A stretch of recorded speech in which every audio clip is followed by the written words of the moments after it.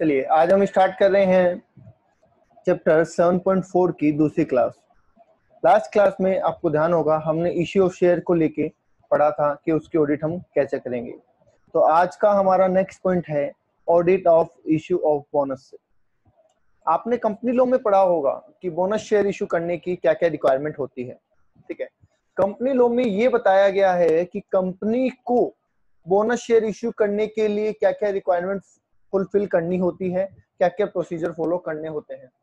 और ऑडिटर को ये बोला गया है कि आपको वही पॉलिसी एंड प्रोसीजर चेक करने हैं कि क्या कंपनी ने वो पॉलिसी एंड प्रोसीजर फॉलो किए हैं। तो ये बात का आपको ध्यान रखना है, यहाँ पे हम यही चीज चेक कर रहे हैं। ठीक है, तो देखिए सबसे पहले क्या है, ऑडिटर सबसे पहले ये इंश्योर करेगा कि जो बोनस शेयर इशू किए गए हैं वो एओए और एमओए से अथोराइज है। मतलब कंपनी एमओए से और एओए से अथोराइज है कि वो बोनस शेयर इशू कर सके। तो सबसे पहले ये चेक करना है ऑडिटर को। ठीक है, दूसरा आपने एक चीज पढ़ी होगी कंपनी लॉ के अंदर कि जब भी कोई कंपनी बोनस शेयर इशू करना चाहती है तो उससे पहले उसको डिविडेंड, इंटरेस्ट और पब्लिक डिपॉजिट पे इंटरेस्ट, ऐसा कोई भी अमाउंट अगर बकाया है तो उसका पेमेंट करना पड़ेगा। अगर कंपनी ने इन चीजों के पेमेंट में कोई डिफॉल्ट किया है तो फिर कंपनी बोनस शेयर इशू नहीं कर सकती। तो यहाँ पे ऑडिटर को चेक करना है कि company has not defaulted in payment of dividend और इंटरेस्ट, कि कंपनी ने कोई डिफॉल्ट नहीं किया है। ठीक है, नेक्स्ट बोला गया है कि जब आप बोनस शेयर इशू करते हैं तो शेयर तो जाएंगे आपके, पर बदले में पैसा नहीं आएगा। ठीक है, पर शेयर कैपिटल करने इशू करने के लिए आपको पैसे का इंतजाम तो करना पड़ेगा। तो वहां पे आप जनरल रिजर्व को यूज कर सकते हैं। ठीक है, आप जनरल रिजर्व, आपको पता है ना रिजर्व दो तरीके के होते हैं, एक जनरल रिजर्व है, एक कैपिटल रिजर्व। तो यहाँ पे आपने जनरल रिजर्व का इस्तेमाल किया हो, इस बात को आपको चेक करना है कि कंपनी ने जनरल रिजर्व का इस्तेमाल किया है। ठीक है, नेक्स्ट बोला गया check whether the statutory dues are not pending. Statutory dues का मतलब क्या होता है? स्टैट्यूटरी ड्यूज का मतलब होता है जैसे ग्रेच्युटी, गवर्नमेंट टैक्सेज एटसेट्रा। तो ऐसी अगर कोई चीज बाकी है तो गवर्नमेंट को कंपनी को बोनस इशू करने से पहले उनका पेमेंट करना होगा। प्रोविडेंट फंड, ग्रेच्युटी एटसेट्रा, इनका पेमेंट पहले करना होगा। ठीक है, next check whether the bonus share is not issued in lieu of dividend. Lieu of dividend का मतलब होता है, ल्यू का मतलब होता है की जगह के स्थान पे, आप डिविडेंड के स्थान पे, आप डिविडेंड की जगह बोनस शेयर इशू नहीं कर सकते। मतलब आपको शेयर होल्डर को मान लीजिए पर शेयर पे 5 रुपए का बोनस डिविडेंड देना था, आपने डिक्लेयर किया हुआ है 5 रुपए का डिविडेंड देना आपने डिक्लेयर किया हुआ है। अब आप ये सोचते हैं कि ये डिविडेंड तो ना दें, इसकी जगह क्या दे दें, बोनस शेयर दे दें। तो आप ऐसा नहीं कर पाएंगे, आपको डिविडेंड तो देना ही पड़ेगा जो आपने डिक्लेयर किया है, आप उसकी जगह बोनस इशू नहीं भी कर सकते। तो ये हमें चेक करना है कि कहीं कंपनी ने ऐसा तो नहीं किया है। ओके, नेक्स्ट बोला गया है पार्टली पेड अप शेयर अगर आपके पास है। आपने देखा होगा कि अगर कंपनी के पास हम ये कहें कि फेस वैल्यू 10 रुपए का शेयर है जो कि 8 रुपीज पेड अप है, मतलब शेयर तो 10 रुपए का है, 8 पार इश्यू किया गया था और 2 रुपए की कॉल उस पर बाकी है। ठीक है, पेंडिंग कॉल है उसके ऊपर 2 रुपए। तो अगर कंपनी बोनस शेयर इशू करना चाहती है तो पहले कंपनी को इन 8 रुपए वाले शेयर्स को फुल्ली पेड अप बनाना पड़ेगा। मतलब कंपनी को ये कहना पड़ेगा कि हमें ये 2 रुपए मिल चुके हैं। भाई सीधी सी बात है, आप ये कहते हो कि हमें सम शेयर होल्डर को फ्री में शेयर दे देंगे, तो अगर फ्री में शेयर ही देने हैं तो उससे पहले तो उनके जो 2 रुपए लेने हैं आपको वो माफ करो ना। या अगर आपके पास इतना ज्यादा पैसा है और आप शेयर होल्डर को फ्री में शेयर देने को तैयार बैठे हैं तो सबसे पहले तो उससे जो 2 रुपए लेने हैं वो मान लो आ गए, तो रिजर्व का इस्तेमाल करते हुए आपको ये 2 रुपए खत्म करने पड़ेंगे। इन पार्टली पेड अप शेयर्स को आपको फुल्ली पेड अप में कन्वर्ट करना पड़ेगा, तभी जाके आप बोनस शेयर इशू करने के लिए एलिजिबल होंगे, अदरवाइज आप बोनस शेयर इशू करने के लिए एलिजिबल नहीं होंगे। क्लियर है? यहाँ तक चेक कर लो एक बार, यहाँ तक क्लियर है? वैसे हमने नया कुछ नहीं पढ़ा है, जो आपने कंपनी लॉ में प्रोविजन पढ़े हैं उन्हीं को मैंने रिपीट करवाया है, ठीक है। बस वहां पे प्रोविजन कंप्लाई करना ड्यूटी है मैनेजमेंट की, और यहाँ पे उन कंप्लाइंस को चेक करना ड्यूटी है ऑडिटर की। ओके, चलिए फिर आगे चलते हैं। नेक्स्ट पॉइंट दे रखा है सेक्शन 68। अब सेक्शन 68 क्या कहता है? तो सेक्शन 68 बात करता है बायबैक ऑफ शेयर्स। बायबैक का मतलब अपने शेयर दोबारा खरीदना या पुनः एक्विजिशन बोल सकते हैं उसको, ठीक है, कि खुद ही वापस खरीद लेना, ऐसे बोल दो, ठीक है। कंपनी ने शेयर इश्यू किए और अब कंपनी ही उनको वापस खरीद रही है, बाय बैक, ठीक है। अब यहाँ पे जब कंपनी ने अगर बाय बैक किया है तो आपको ये चीजें चेक करनी है, मतलब ऑडिटर को ये चीजें चेक करनी है। सबसे पहले उसे चेक करना है कि ये बाय बैक जो किया गया है क्या ये अथोराइजेशन ले चुका है एओए से, मतलब आर्टिकल ऑफ एसोसिएशन से अथोराइज है या नहीं है ये, ठीक। दूसरा आपको ये देखना है कि बाय बैक करने की एक लिमिट होती है, कोई भी कंपनी एक लिमिट से ज्यादा बाय बैक नहीं कर सकती, जिसको हम प्रेस्क्राइब्ड लिमिट बोलते हैं।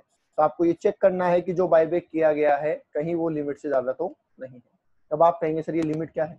तो लिमिट आपने कंपनी लॉ में पढ़ी होगी, तो अभी दोबारा बता देते हैं कि कंपनी की जितनी पेड अप शेयर कैपिटल होती है और जितने फ्री रिजर्व होते हैं उन दोनों को मिला के उनका 25% निकाला जाता है। उतने अमाउंट तक आप बायबैक कर सकते हैं, उससे ज्यादा बायबैक आप नहीं कर सकते। तो हमें चेक करना पड़ेगा कि क्या कंपनी ने with in the limit buyback किया है, लिमिट से ज्यादा तो नहीं किया है, और अगर ज्यादा हुआ तो हम हमारी रिपोर्ट में मेंशन करेंगे, ठीक है। उसके बाद रिजोल्यूशन की बात कर लेते हैं। जैसा आप जानते हैं कंपनी में सारे काम रिजोल्यूशन पास करके ही होते हैं, तो अगर कंपनी ने बायबैक किया है तो उसके लिए कंपनी को स्पेशल रिजोल्यूशन पास करने की जरूरत होती है। तो ऑडिटर इंश्योर करेगा कि कंपनी ने स्पेशल रिजोल्यूशन पास किया या नहीं। ओके, चलिए आगे लिखा गया है कि अगर कंपनी लिस्टेड है, आपने एक बात पढ़ी होगी कि लिस्टेड और अनलिस्टेड दो कंपनियां हो जाती है। लिस्टेड कंपनी वो जो रिकॉग्नाइज्ड स्टॉक एक्सचेंज में लिस्टेड हो, ठीक है, जैसे कि एनएससी, बीएससी इन पे लिस्टेड हो। और अनलिस्टेड कंपनी मतलब जो किसी भी स्टॉक एक्सचेंज पे लिस्टेड नहीं है, ठीक है।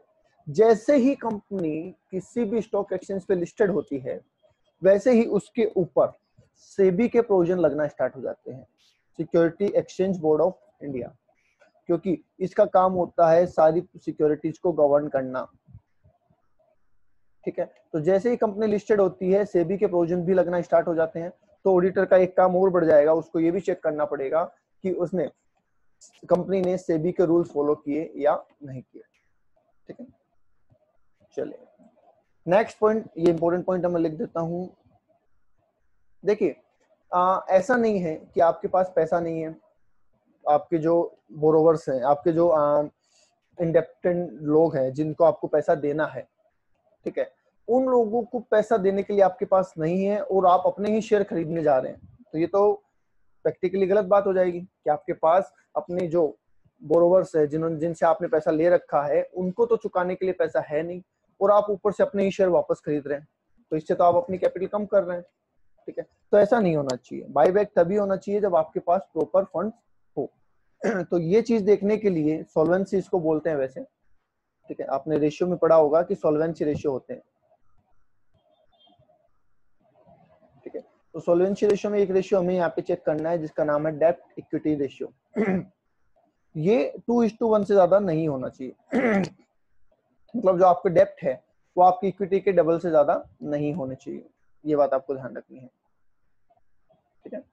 नेक्स्ट लिखा गया whether the provision to open escrow account, क्या एस्क्रो अकाउंट खोलने के प्रोविजन आप पे एप्लीकेबल होते हैं? अब आप कहेंगे सर ये एस्क्रो अकाउंट क्या होता है, ये भी सुन लीजिए एस्क्रो अकाउंट क्या होता है।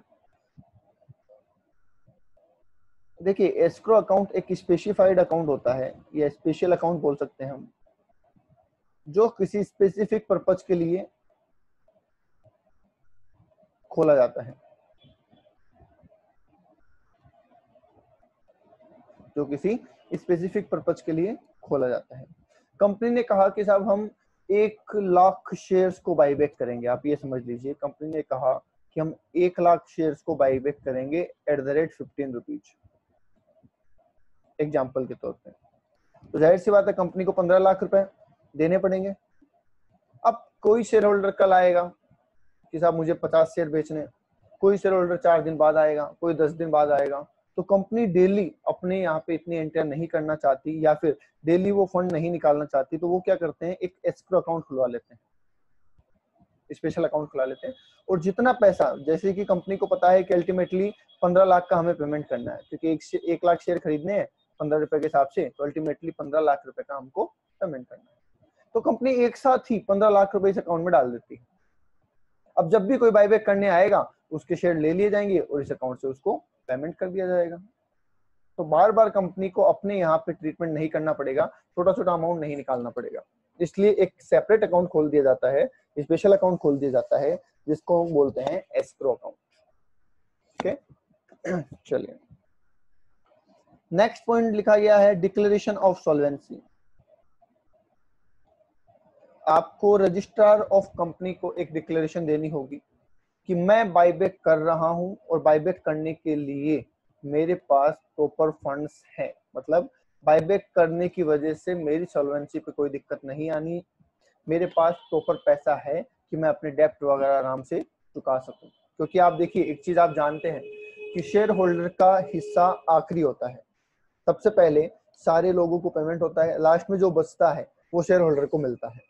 ठीक है, कहीं कंपनी इसका गलत फायदा उठा ले, कंपनी को पता है कि हमारी हालत खराब है, आप एक बार सोचिए इस बात को कि कंपनी को पता है कि हमारी हालत खराब है, थोड़े टाइम पे हमें बिजनेस बंद करना पड़ेगा, तो हम अपना पैसा पहले निकाल लें, इस चक्कर में कंपनी क्या करें, अपना शेयर्स बाईबैक कर लें, और जो क्रेडिटर्स हैं, जो डिवेंचर होल्डर्स हैं, जिन्होंने लोन दे रखा है, उन लोगों को देने के लिए पैसा ही नहीं बचे। समझ गए? तो उनके हितों की रक्षा करने के लिए, उनका पैसा सेव करने के लिए ये प्रोविजन डाला गया है कि आपको ये सर्टिफिकेट देना पड़ेगा, डिक्लेरेशन देनी पड़ेगी कि हमारे पास सॉल्वेंसी का पैसा है, हम बैंकक्रप्ट नहीं हो रहे हैं, इन सबको पे करने के लिए हमारे पास इनफ मनी है, तो ही आप बायबैक करेंगे, वरना आप बायबैक नहीं कर सकते। क्लियर? ठीक है। और एक बार आपने बायबैक कर लिया, तो दूसरी बार जब आप बायबैक करेंगे, उसके बीच में 1 साल का डिफरेंस होना चाहिए। ठीक है, मतलब आप एक बार बायबैक करने के बाद जब सेकेंड टाइम बायबैक करने का प्रोसेस करेंगे, तो उन दोनों के बीच में 1 साल का डिफरेंस जरूरी है। ओके, चलिए ये है बायबैक के प्रोविजन आपके, एक बार देख लीजिए, पढ़ लीजिए, कोई डाउट है तो पूछ लीजिए।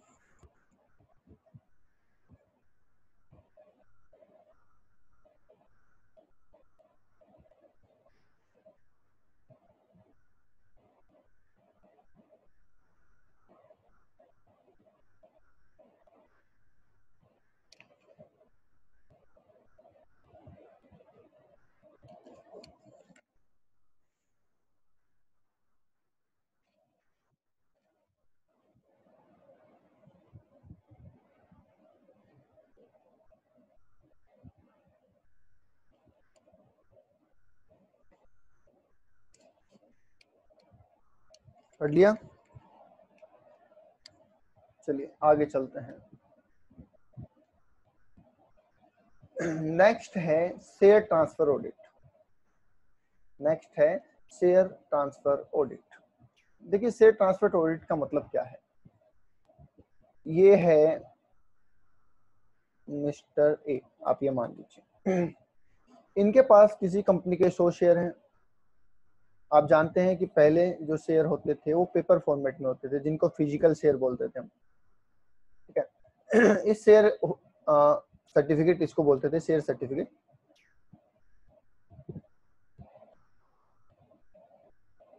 ठीक है, ये इस बात का प्रूफ है कि मिस्टर ए के पास 100 शेयर हैं।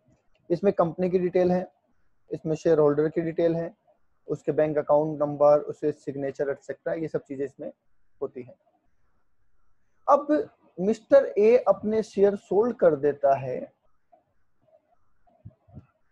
मिस्टर बी को, तो जाहिर सी बात है कि ये सर्टिफिकेट उसे कंपनी को लौटाना पड़ेगा। यहाँ पे कंपनी है, ठीक है, ये उसको लौटाएगा और कंपनी एक नया सर्टिफिकेट बना के देगी किसको, मिस्टर बी को।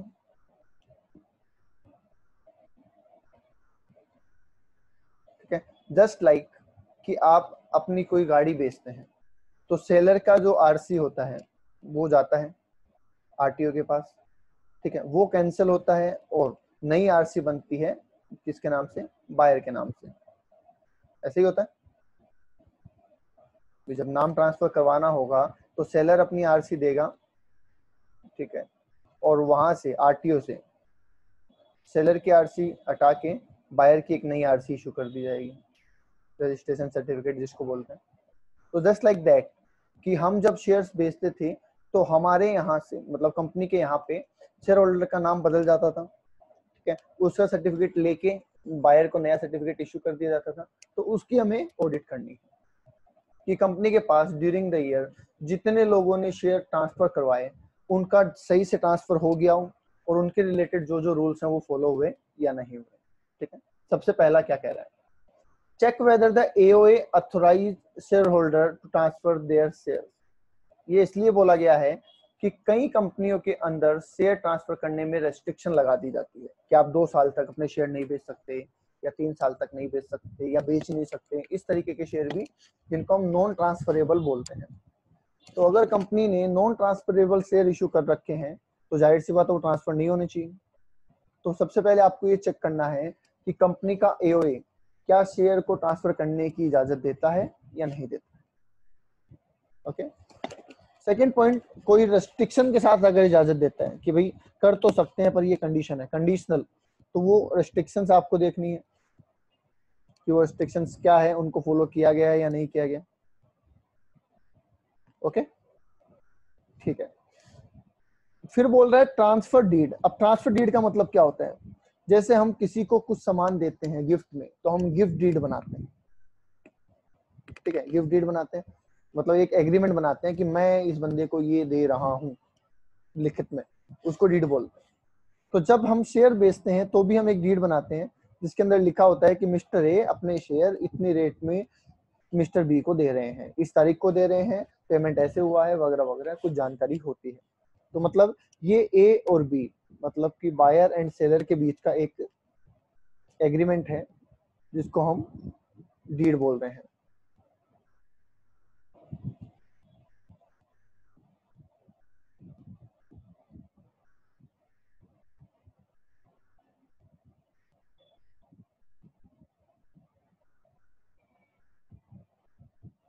Okay, done. नेक्स्ट क्या कह रहे हैं,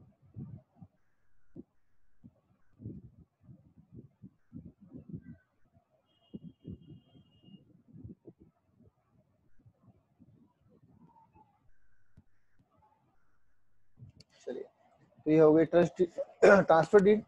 नेक्स्ट हमें कह रहा है सिग्नेचर ऑफ ट्रांसफर। भाई आप जाहिर सी बात है अगर अपने शेयर्स किसी और को देंगे तो ट्रांसफर जो सर्टिफिकेट होगा, जो फॉर्म भर के देंगे ट्रांसफर करने के लिए, उस पर सिग्नेचर तो करेंगे। तो वो सिग्नेचर चेक किए जाएंगे कि वो आपके ही सिग्नेचर हैं, कोई तरीके का फ्रॉड तो नहीं है, ठीक है। तो signature of transfer is according to specimen signature as per company record. देखो इस पॉइंट को आप ऐसे समझ लीजिए, जैसे आप बैंक में पैसा निकालने जाते हैं चेक से, तो आपके जो रिकॉर्ड में उनके पास साइन है जिसको स्पेसिमेन सिग्नेचर बोलते हैं, उस साइन को और चेक पे जो साइन किए गए उनको मिलाया जाता है। सेम उसी तरीके से जब आपने शेयर परचेज करते टाइम पे साइन किए थे उनको तो बोलते हैं स्पेसिमेन सिग्नेचर, और अब जब आप शेयर ट्रांसफर करते टाइम पे जो साइन कर रहे हैं उन दोनों को मिलाया जाएगा कि दोनों मैच हो रहे हैं, कोई फर्जी साइन करके तो किसी के शेयर ट्रांसफर नहीं कर रहा। ओके, चलिए, if shares are partly paid up, ये इंपॉर्टेंट पॉइंट होता है और अच्छा पॉइंट होता है। क्या बोल रहे हैं कि अगर शेयर्स पार्टली पेड अप है तो एक एनओसी लेनी होती है। एनओसी का मतलब होता है नो ऑब्जेक्शन सर्टिफिकेट। किससे, खरीदने वाले से। ट्रांसफरी, ट्रांसफरी का मतलब होता है बायर, खरीदने वाला। अब आप कहेंगे सर ये क्या है और क्यों है, तो इसको भी समझ लीजिए।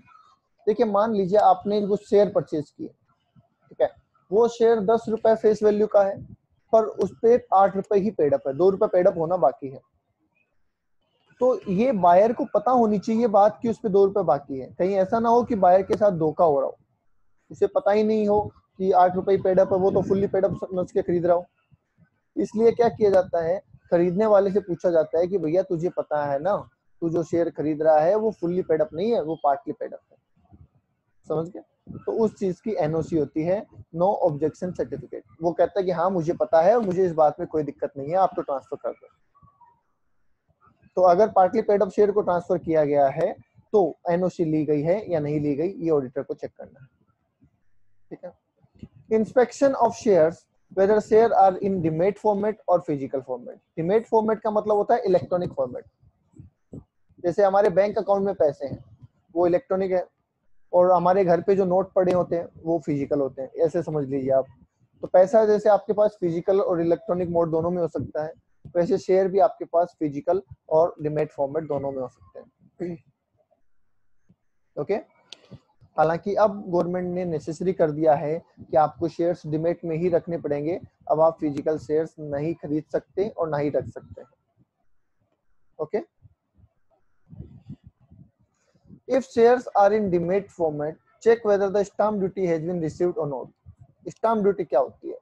देखिए, जब भी किसी चीज को चेंज कराया जाता है, नाम बदलवाया जाता है, तो उस चेंज करवाने के लिए कुछ स्टाम्प वैल्यू लगती है, स्टाम्प ड्यूटी। जैसे अपन प्रॉपर्टी खरीदते हैं तो आपने देखा होगा स्टाम्प पेपर का पैसा लगता है, स्टाम्प ड्यूटी लगती है।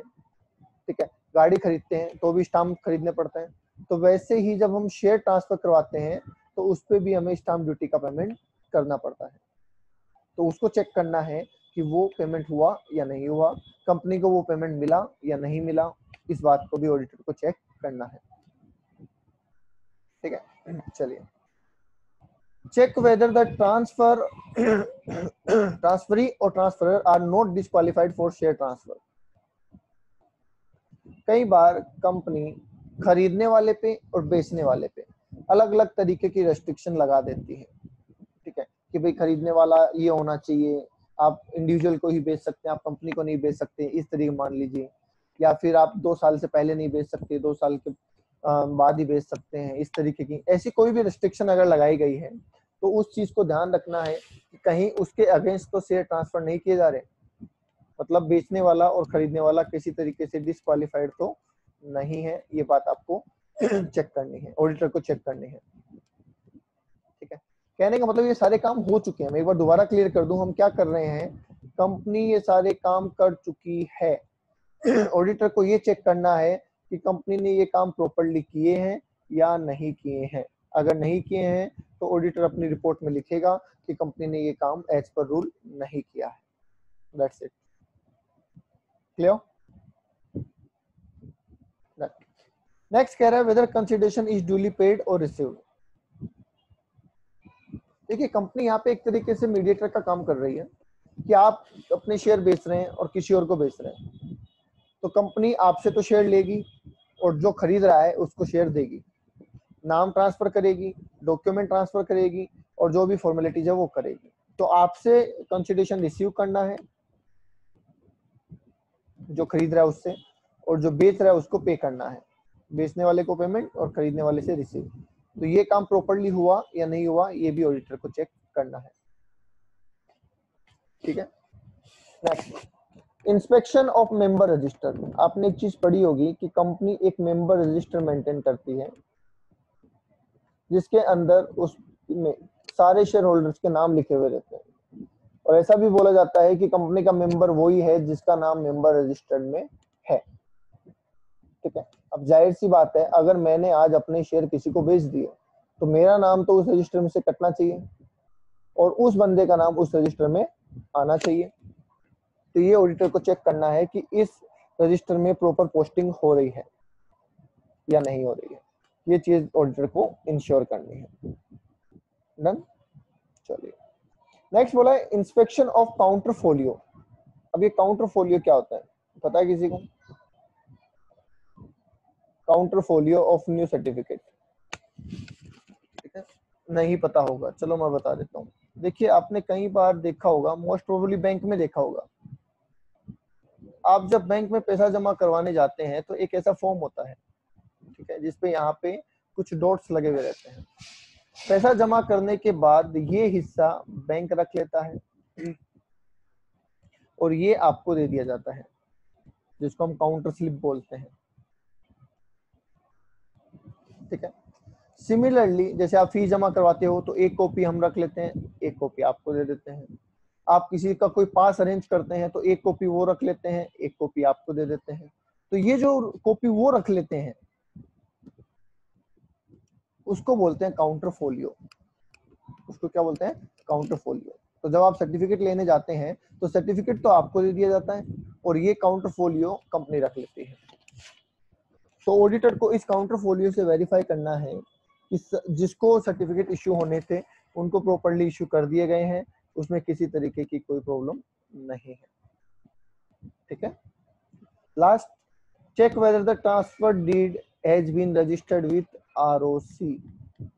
जितनी भी ट्रांसफर डीड बनती है वो सारी आरओसी से रजिस्टर्ड होनी चाहिए। ठीक है, क्योंकि कंपनी से रिलेटेड सारे काम को हैंडल कौन करता है? आरओसी करता है। ओके, बोलिए क्लियर है यहाँ तक? एक बार चेक कर लीजिए, एक बार चेक कर लीजिए क्लियर है यहाँ तक? कोई डाउट है तो पूछ लीजिए, और अगर नहीं है तो नोट कर लीजिए, प्रोविजंस को पढ़ लीजिए, कोई भी डाउट है तो पूछ लीजिए।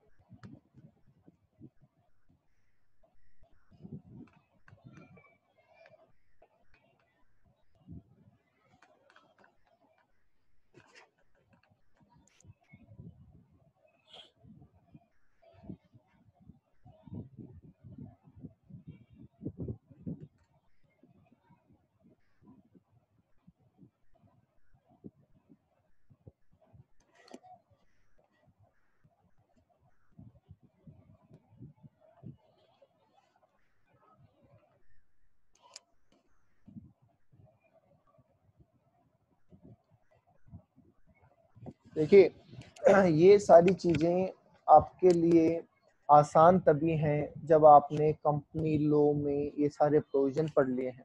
मैंने पहले ही कह दिया था कि ये चैप्टर मैं आपको बाद में पढ़ाऊंगा जब आपका कंपनी लॉ पूरा हो जाएगा, क्योंकि इसमें कंपनी लॉ का बहुत ज्यादा रेफरेंस आता है। ठीक है, अभी आपका कंपनी लॉ पूरा हो चुका है तब हम इस चैप्टर को पढ़ रहे हैं। ठीक है, एग्जाम में अगर आपको कोई ऐसा पॉइंट मिल जाए वैसे होगा नहीं ऐसा, फिर भी अगर बाई चांस आपको कोई ऐसा पॉइंट मिल जाए जो आपने ऑडिट में नहीं पढ़ा पर आपने लॉ में पढ़ा हुआ है, तो आप घबराएं नहीं, वही सेम चीजें जो लॉ में है उन सबको लिख दें और बस इतना कह दें कि ऑडिटर को ये सारी बातें चेक करनी है। That's it. Okay, done. चलें आगे, चलिए आगे चलते हैं। री इश्यू ऑफ फॉरफिटेड शेयर्स, ये तो आपने अकाउंट्स में भी पढ़ा हुआ है। ये पॉइंट्स देखिए आपने मल्टीपल जगह पढ़े हैं, ये आपने लॉ में पढ़ा है, ये आपने अकाउंट्स में पढ़ा है। अकाउंट्स में आपने पढ़ा था कि जब कंपनी शेयर इशू करती है तो उसकी जो पैसा होता है वो पहले एप्लीकेशन मनी लेती है, उसके बाद अलॉटमेंट मनी लेती है, उसके बाद में कॉल्स लेती है, एक कॉल या दो कॉल होती है।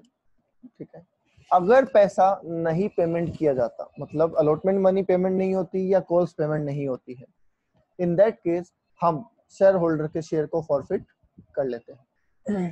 ठीक, उसकी क्या एंट्रीज होती है वो सब आपने पढ़ा हुआ है। ठीक है, फॉरफिट करने के बाद उन शेयर को हम दोबारा रीइश्यू भी कर देते हैं, याद है? तो हम उनको दोबारा रीइश्यू कर देते हैं। अब आपको यहाँ पे चेक करना है कि अगर कंपनी ने री इश्यू किया है तो क्या प्रॉपर्ली किया है, और उससे रिलेटेड जो जो रूल्स एंड रेगुलेशन है वो हमें चेक करने हैं। ठीक है, पहला पॉइंट कह रहा है चेक वेदर एओए अथोराइज। क्या कंपनी के एओए अथोराइज करते हैं शेयर होल्डर के शेयर्स को री इश्यू करने के लिए?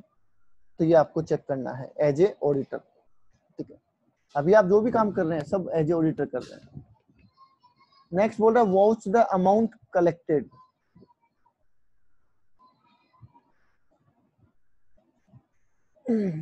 वाउच का मतलब बता देता हूँ आपको, ये आपके काम की चीज है। देखिए वाउच का मतलब होता है चेक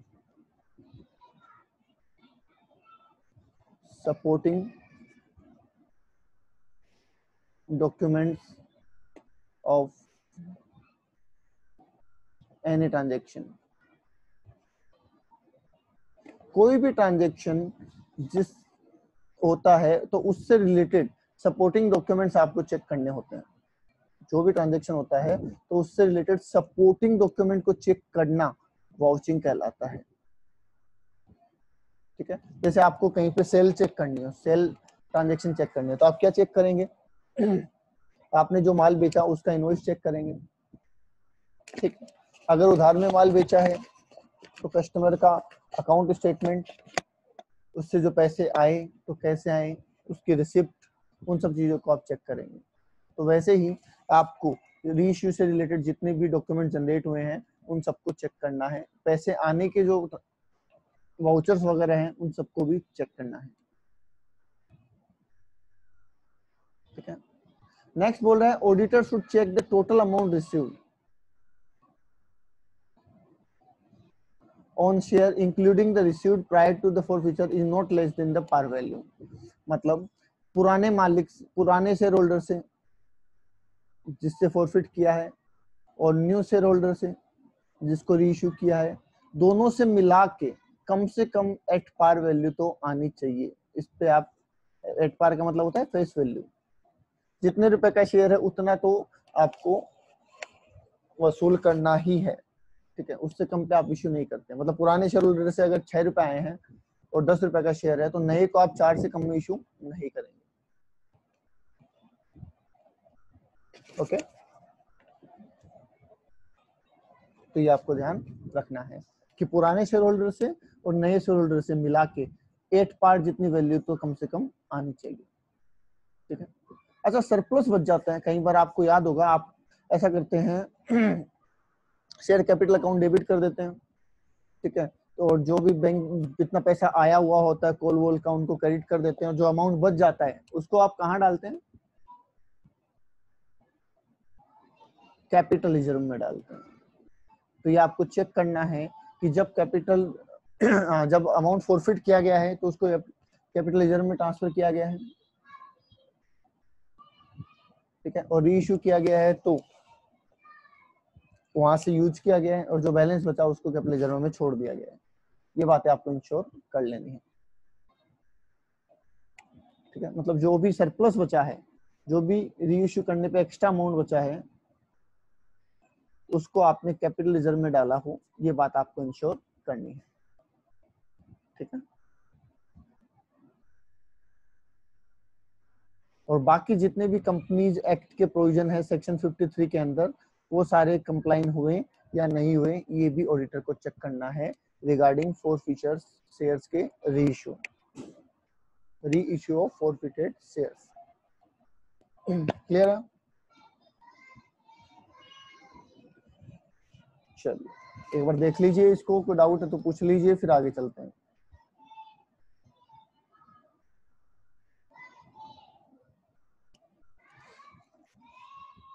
नहीं है कोई डाउट? चले आगे। ओके,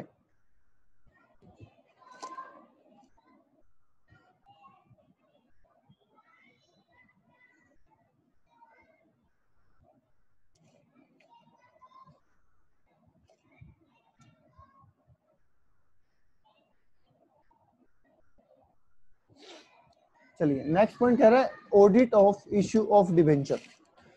जब डिबेंचर इशू किए जाते हैं तो उनका क्या प्रोसेस होता है और उसकी ऑडिट आप कैसे करेंगे, वो भी हमें यहाँ पे देखना है। पहला पॉइंट बोला गया है check whether the following requirement are fulfilled और नॉट। क्या आपने ये रिक्वायरमेंट फुलफिल की है या नहीं की है, सबसे पहले ये चेक करेंगे। अब रिक्वायरमेंट क्या है? आप जानते हैं जब डिबेंचर इशू किए जाते हैं तो कई तरीके के डिबेंचर हो सकते हैं। रिडीमेबल हो सकते हैं,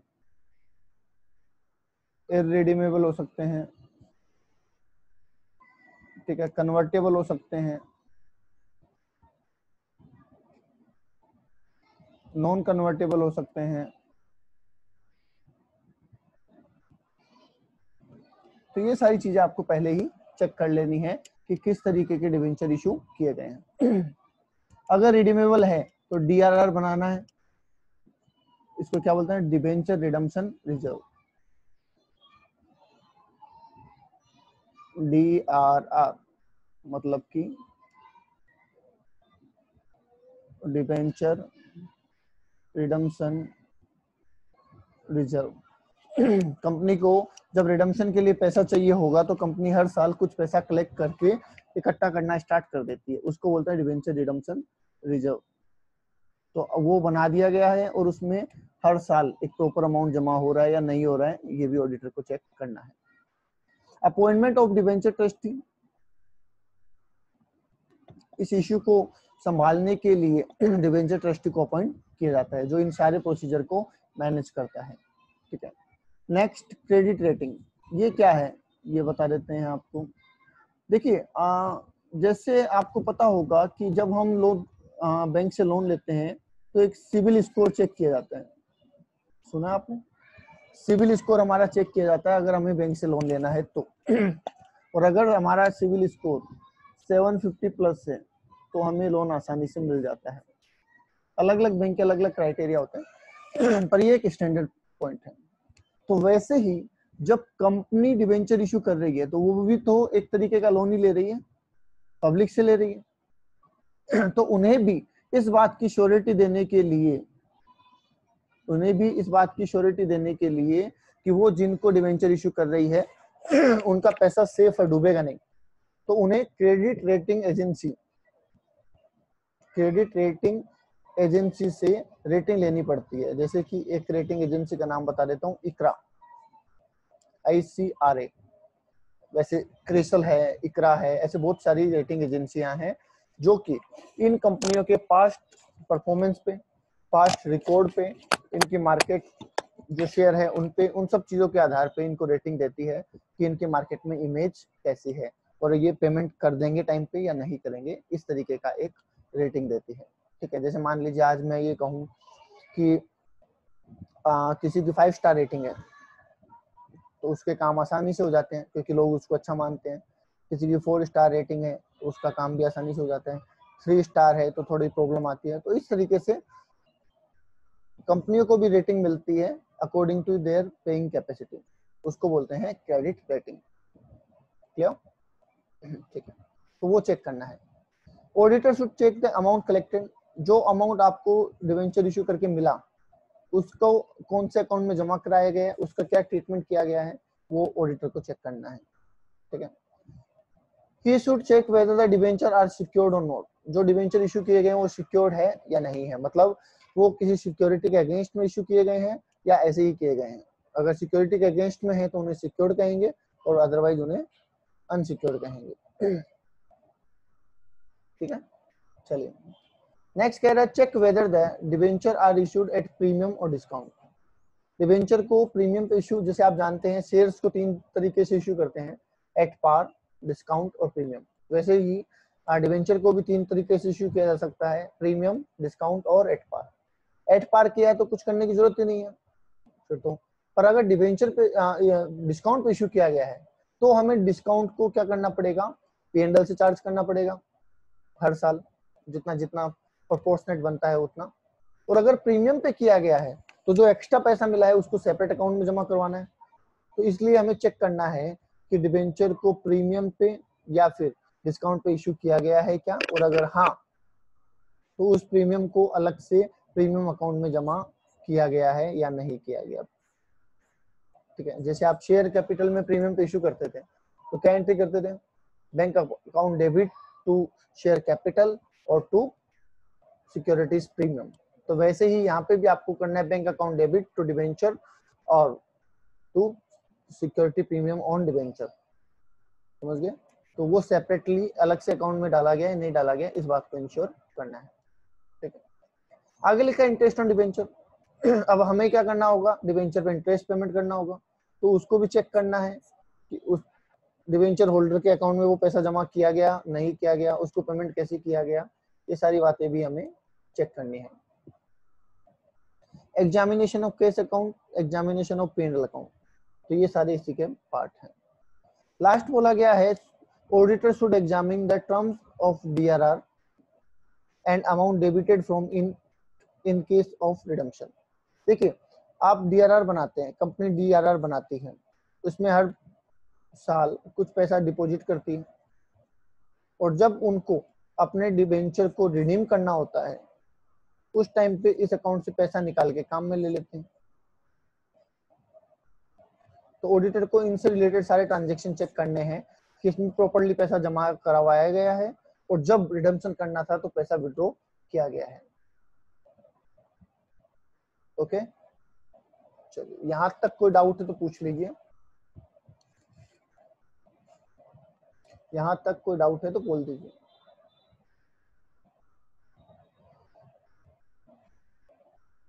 नहीं है कोई डाउट? क्लियर है? ठीक है, तो आज के लिए इतना ही। इसको आराम से पढ़ें, ध्यान से समझें।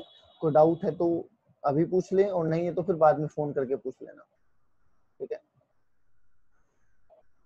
और वीडियो अच्छा लगा हो, सारी चीजें अच्छे से समझ में आ गई हो तो कमेंट करके वीडियो के लास्ट में जरूर बताएं कि वीडियो कैसा लगा। Okay, thank you.